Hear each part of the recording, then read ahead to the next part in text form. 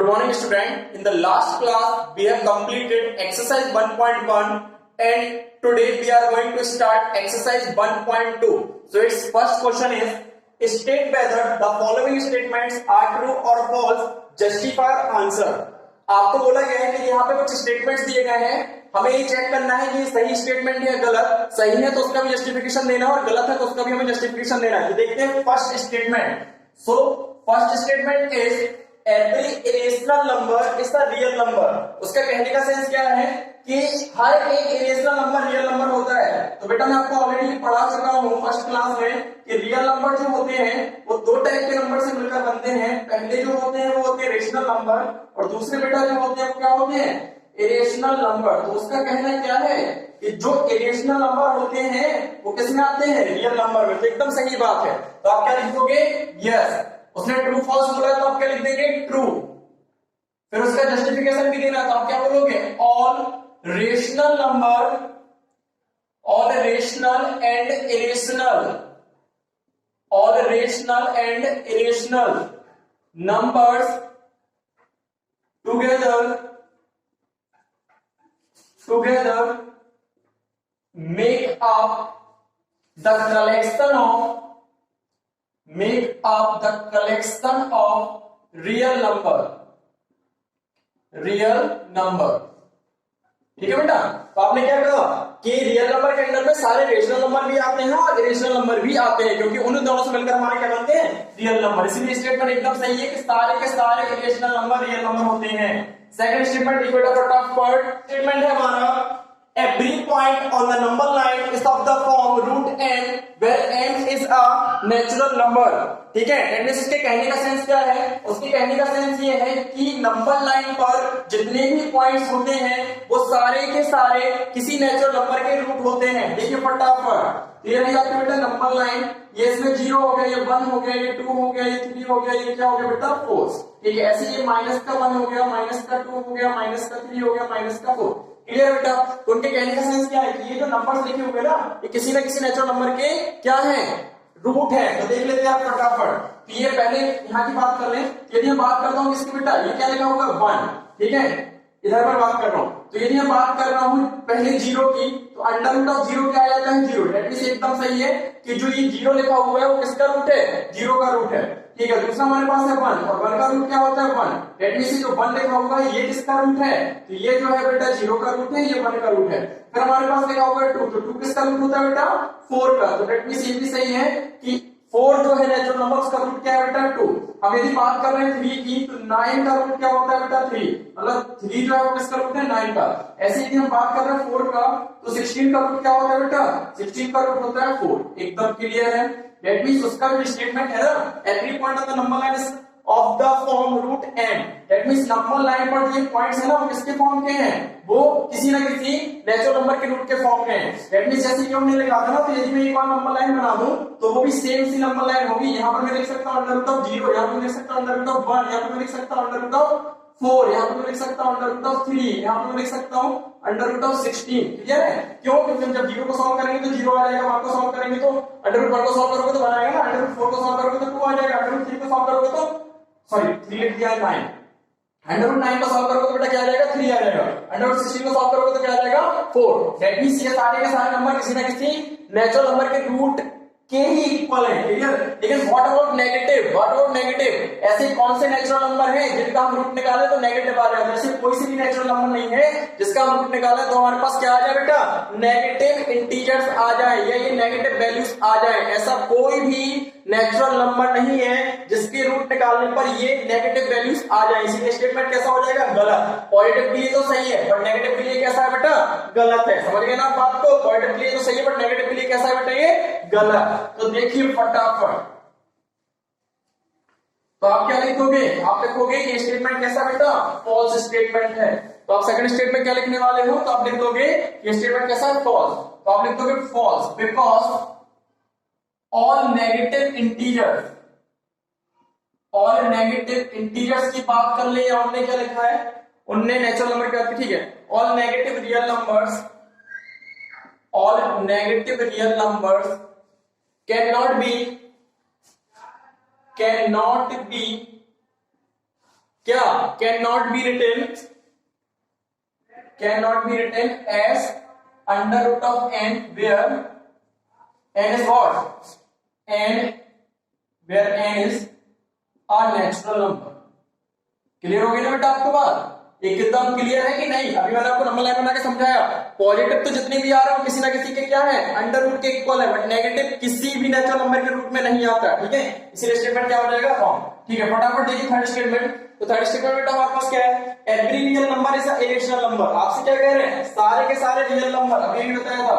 तो real number वो कह रहे हैं कि जो रियल नंबर आते हैं ना वो किसमें आते हैं, ये हो गया आपका रेशनल नंबर बेटा, ये क्या हो गया इरेशनल नंबर। तो स्टेटमेंट में लिखा हुआ है every real number is a irrational number, मतलब उसका कहने का सेंस ये है कि सारे रियल नंबर केवल क्या होते हैं इरेशनल नंबर। लेकिन ये स्टेटमेंट कैसा है, गलत, क्योंकि रियल नंबर क्या होते हैं रेशनल और इरेशनल से मिलकर बनते हैं, लेकिन वो तो कह रहा है केवल इरेशनल नंबर से ही सारे रियल नंबर बन जाते हैं। तो ये स्टेटमेंट क्या हो जाएगा गलत। इसमें क्या आप क्या लिख दोगे फॉल्स, क्या लिख देंगे बेटा फॉल्स। और फिर इसके बाद इसका जस्टिफिकेशन भी देना होगा, तो आप क्या लिखोगे all rational numbers and irrational number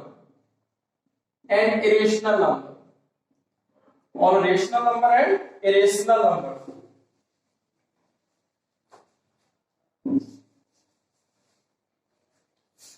together make a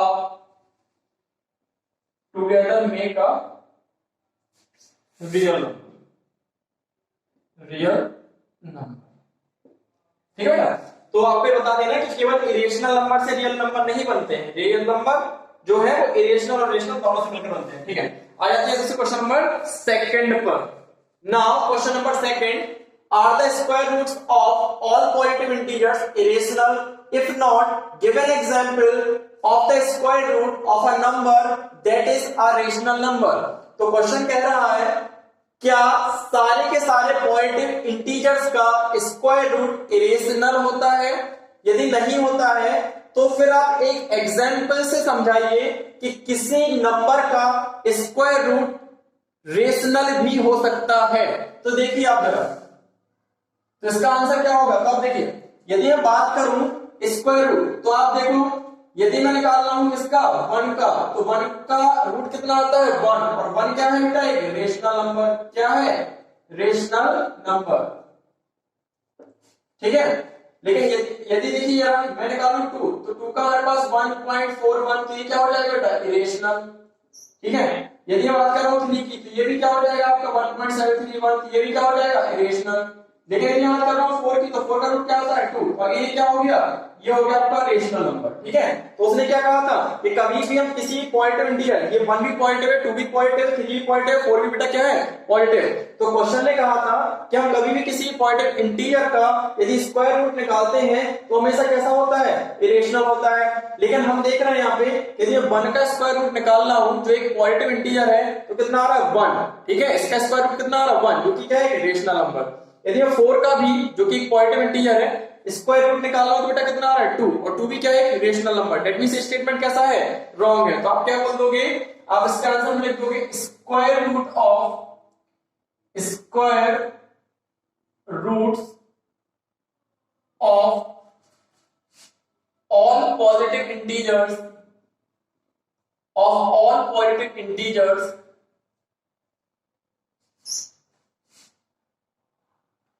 of square roots of all positive integers are not irrational. For example, under root 1 is equals to 1, and उसने केवल एक एग्जांपल लेने के लिए बोला है, तो या तो आप 1 को ले लो बेटा या आप 4 को ले लो, is equals to 2। ठीक है, तो दोनों में से कोई सी भी एक ले लो। तो आपने क्या कहा 1 को लेना हो तो 1 को ले लो, 4 को लेना हो तो 4 को ले लो, बट बेटा किसी एक को ही लेना है। या फिर आप बीच में क्या लगा देना और का मतलब हो जाता है या तो ये फिर या फिर ये, which is a rational number।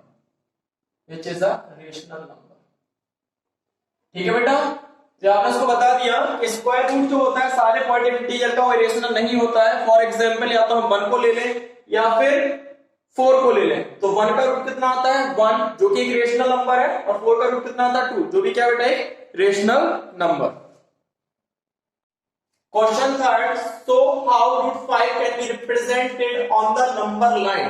That means हमें ये बताना है कि रूट 5 को हम नंबर लाइन पर कैसे रिप्रेजेंट कर सकते हैं। तो देखिए बेटा, ये रही आपकी नंबर लाइन, ये 0 हो गया, 1 2 3 4 5 6 -1 -2 -3 -4 -5 एंड सो ऑन। क्लियर। अब बात हो रही है रूट 5 की, तो मैं बात कर रहा हूं पहले रूट 1। तो यदि मैं आपसे कहूं कि रूट 1 को आपको रिप्रेजेंट करना है तो इजीली 1 आ जाता है, जो आपने ऑलरेडी रिप्रेजेंट करके रखा है। यदि मैं आपसे कह देता हूं रूट 2 को रिप्रेजेंट करना है तो ये आएगा 1.41, जो कि यहां पर कहीं नहीं दिख रहा है, बट हम इसको रिप्रेजेंट कर सकते हैं। ठीक है, तो ये हो गया रूट 2। यदि मैं बात करूं रूट 3, तो इसको भी हम रिप्रेजेंट कर सकते हैं, 1.713 आता है।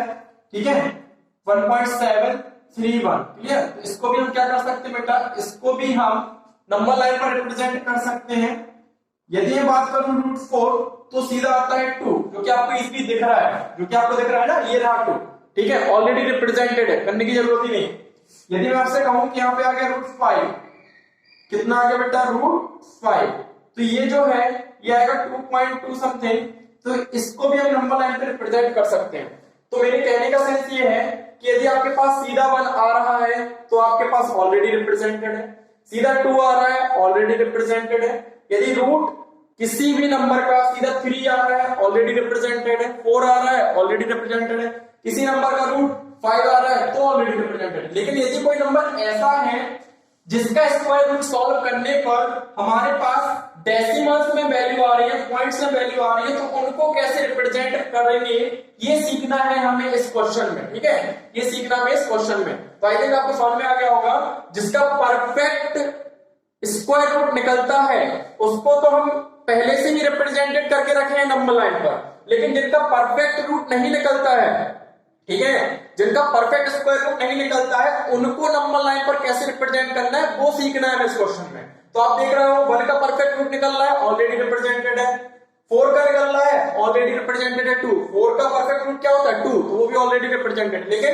2 का परफेक्ट रूट नहीं निकल रहा है, 3 का नहीं निकल रहा है, 5 का नहीं निकल रहा, तो इनको हम कैसे रिप्रेजेंट करें। तो देखिए बेटा, हम बात करने वाले हैं किसकी, root 2, root 3, root 5 and so on. Clear. तो कैसे रिप्रेजेंट करते हैं, तो पहले मैं आपको रूट 2 बता रहा हूं, फिर रूट 2 के बाद रूट 3 और फिर रूट 5। तो देखो मैं करने क्या है, ये हमारी नंबर लाइन है, इस नंबर लाइन पर ये रहा 0, ये रहा 1, तो इस 1 पर हमें एक परपेंडिकुलर ड्रॉ करनी है। तो ये कर दिया हमने एक परपेंडिकुलर ड्रॉ। परपेंडिकुलर समझते होंगे, जो नंबर लाइन के साथ 90 डिग्री का एंगल बनाए वो क्या होगी हमारी परपेंडिकुलर। अब बात ये होती है कि परपेंडिकुलर सर कहां तक ड्रॉ करनी है, इस परपेंडिकुलर की हमें लेंथ रखनी है 1 सेंटीमीटर। जो आपका स्केल होता है ना, उसकी हेल्प से आप ये बना लोगे 1 सेंटीमीटर। उसके बाद आप इस 0 को ज्वाइन कर दोगे किससे, इस पॉइंट से। ठीक है, इसको आपने क्या कर दिया, ज्वाइन कर दिया। क्लियर। अब ये जो आपको ये मिली है ना, इधर से लेके इधर तक की डिस्टेंस, बेटा ये होगी हमारी रूट 2। ये कितनी हो जाएगी हमारी रूट 2। कैसे हो जाएगी, आपके दिमाग में आ रहा होगा सर आपने कैसे कह दिया कि रूट 2 हो रही। तो देखिए आप इस ट्राइंगल को देखिए, ठीक है, मैं यहां बना के समझाता हूं आपको फटाफट। तो ये आपके पास ट्राइंगल है बेटा, जिसमें यहाँ पे लिखा हुआ है 0, यहाँ पे लिखा हुआ है 1, और यहाँ पे मैं लिख देता हूँ क्या, यहाँ पे मैं लिख देता हूँ A। ठीक है, अभी 0 1 से कंफ्यूजन होगा तो मैं यहाँ पे लिख ले रहा हूँ B। दैट मींस ये जो छोटा सा ट्राइंगल था इसको मैंने यहाँ पे बना लिया, इसकी लेंथ 1 है, इसकी लेंथ 1 है। इसमें मैं लगा दे रहा हूँ पाइथागोरस थ्योरम, क्योंकि राइट एंगल ट्राइंगल है। तो पाइथागोरस थ्योरम क्या कहता है, ये हाइपोटेन्यूज होगी, ये बेस होगी, ये हाइपोटेन्यूज, ये बेस और ये क्या बेटा परपेंडिकुलर। तो पाइथागोरस थ्योरम कहती है हाइपोटेन्यूज का square is equal to perpendicular का स्क्वायर प्लस बेस का स्क्वायर। हाइपोटेन्यूज क्या है OA, इसका स्क्वायर, परपेंडिकुलर क्या है AB, तो इसका स्क्वायर, और जो आपका बेस है वो क्या है आपकी OB, इसका स्क्वायर।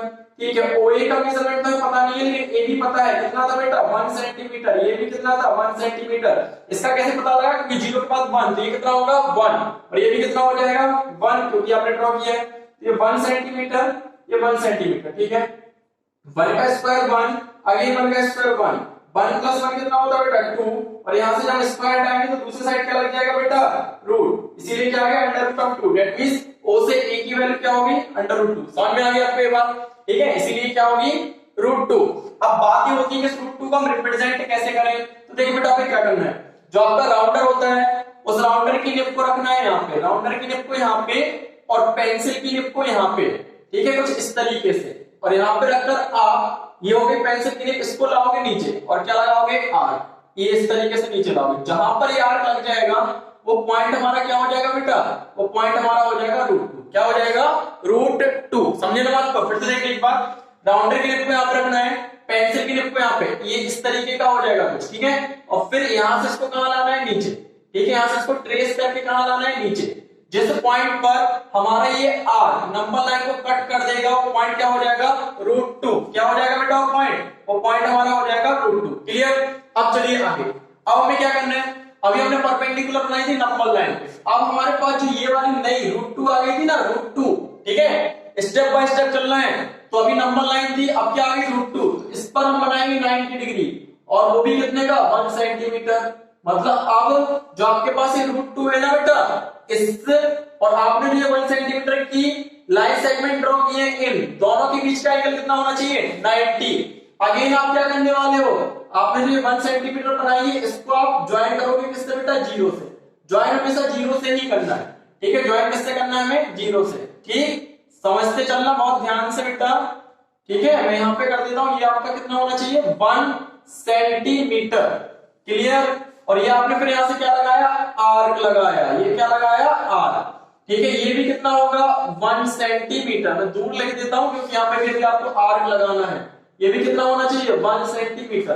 तो यदि ये देखो आप, ये रूट 2 था, 1 ये हुआ, तो बेटा ये हो जाएगा रूट 3। कितना हो जाएगा रूट 3।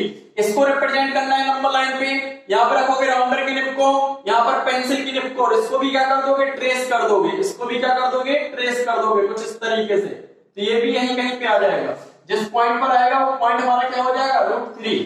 क्या हो जाएगा रूट 3। फिर आगे चलिए, अब आपके पास ये रूट 3 वाली लाइन सेगमेंट है, उस पर आप फिर से एक 90 डिग्री ड्रॉ करिए, वो भी कितना 1 सेंटीमीटर। ये कर दिया आपने, और ये कितना हो गया 1 सेंटीमीटर। क्लियर है। तो अब ये कितना क्या आएगा, इसको हम ज्वाइन कर देंगे तो ये आ जाएगा हमारे पास क्या बेटा, इसको मैं ज्वाइन करता हूं, किससे करना है 0 से ही करना है, तो ये हमारे पास आ जाएगा बेटा रूट 4। कितना आ जाएगा रूट 4।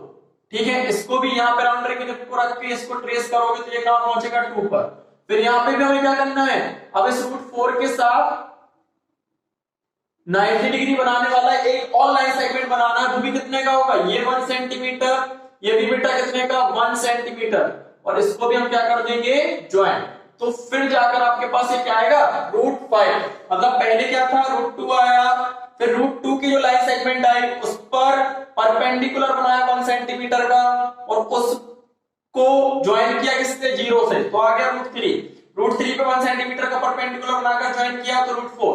रूट 4 पर 1 सेंटीमीटर का परपेंडिकुलर बनाकर ज्वाइन किया तो रूट 5। अब रखना है राउंडर की निब को यहाँ पे, पेंसिल की निब को यहाँ पे, मतलब कुछ इस तरीके का अरेंजमेंट होगा, और फिर ऐसे लाना है घुमा के। ठीक है, कैसे लाना है, राउंडर की निब को यहाँ पे, पेंसिल की निब को यहाँ पर, ऐसे ट्रेस करके लाना है। तो आप जब इसको ट्रेस करके लाओगे बेटा तो आप देखोगे कि ये कहाँ पे आ रहा है आफ्टर 2। ये आपके पास जो पॉइंट आया है ना, ये पॉइंट जो होगा ये हमारा क्या हो जाएगा अंडर रूट ऑफ 5। ठीक है, ये हो जाएगा अंडर रूट ऑफ 5। तो आई थिंक आपको समझ में आ गया होगा कि कैसे बनाना है। इसका एक और भी मेथड है, वो भी मैं आपको बता देता हूं। ठीक है, तो एक मेथड तो आपका ये हो गया बेटा। सेकंड मेथड देखिए, ये सब मैंने रफ वर्क किया है, मैं रफ कर रहा हूं। ठीक है, ये सारा आपका रफ वर्क है, कोई यूज का नहीं है, मैं रफ कर दे रहा हूं। तो आपके पास एक मेथड तो वो हो गया, दूसरा मेथड देख लीजिए, ये आपको हो सकता है सिंपल लगे। तो देखो बेटा, ये रही आपकी नंबर लाइन, क्लियर, ये रहा आपका 0, ये रहा 1, ये रहा 2, ये है 3, ये है 4, ये है 5 and so on. Same -1, -2, -3, -4 and so on. Clear. अब आप क्या करोगे, देखो हमारे पास उसने बोला क्या है, तो रूट 5 को रिप्रेजेंट करने के लिए बोला है। ठीक है, इसको बोला रिप्रेजेंट करने के लिए रूट 5 को। तो आपको करना क्या है, आपको रूट 5 से एक कम नंबर लेना है। दैट मींस आप क्या ले लोगे 5 - 1 that means under root of 4, और अंडर रूट ऑफ 4 कितना आता है 2, कितना आता है बेटा 2। ध्यान से देखना, रूट 5 को रिप्रेजेंट करना है, आपने 5 में से 1 को माइनस किया, हमेशा 1 को ही करना है, 5 में से 1 को माइनस किया, क्या आया अंडर रूट 4, अंडर रूट 4 को सॉल्व करेंगे तो क्या आएगा 2। तो पहले आप पहुंच जाओ सीधे कहां पे बेटा 2 पर, और 2 पर आप एक 1 सेंटीमीटर का क्या ड्रॉ कर दो परपेंडिकुलर। तो आपने ये कर दिया 1 सेंटीमीटर का क्या बेटा एक परपेंडिकुलर, परपेंडिकुलर मैं लिख देता हूं परपेंडिकुलर ऑफ 1 सेंटीमीटर। ये परपेंडिकुलर कितनी की होगी 1 सेंटीमीटर, और इससे को आप ज्वाइन कर दोगे किससे बेटा 0 से, ये कर दिया आपने इसको ज्वाइन, ठीक है ये हो गया। अब राउंडर की निब को यहाँ पे, पेंसिल की निब को यहाँ पे, राउंडर की निब यहाँ, तो इस तरीके का अरेंजमेंट हो जाएगा, और फिर आप इसको नीचे ट्रेस करोगे, ठीक है ऐसे राउंडर के लिए, ये पेंसिल के लिए इसको नीचे ट्रेस कर दो। जब आप इसको नीचे ट्रेस करोगे तो ये भी कहां जाएगा कहीं यहां पर जाएगा, और ये जो पॉइंट रहेगा ये हमारा क्या हो जाएगा अंडर रूट ऑफ 5। तो सेकंड मेथड हमारे पास ये भी है, ये आपने क्या किया रूट 5 था, 5 में से 1 को माइनस किया, अंडर रूट 4 को सॉल्व करें तो 2 आएगा, 2 आएगा तो पहले आप नंबर लाइन पे 2 को देखो, वहां पर एक परपेंडिकुलर ड्रॉ कर दो जिसकी लेंथ 1 सेंटीमीटर होनी चाहिए, उस परपेंडिकुलर के टॉप को 0 से ज्वाइन कर दो, तो ये आपका अंडर रूट ऑफ 5 होगा, ठीक है ये क्या हो जाएगा बेटा ये हो जाएगा अंडर रूट ऑफ 5। फिर राउंडर की निब को यहाँ पे, पेंसिल की निब को यहाँ पे, और इसको नीचे ट्रेस करना है, जहां पर ये नंबर लाइन को कट कर देगा वो पॉइंट हमारा हो जाएगा under root of 5। So these are the two methods which can be used to represent root 5 on number line or root 3, root 2, okay? जिसको भी रिप्रेजेंट करना हो कर सकते हो, ठीक है एक चीज चलिए ठीक है, ठीक ये हो गया आपका, ओके थैंक यू क्लास।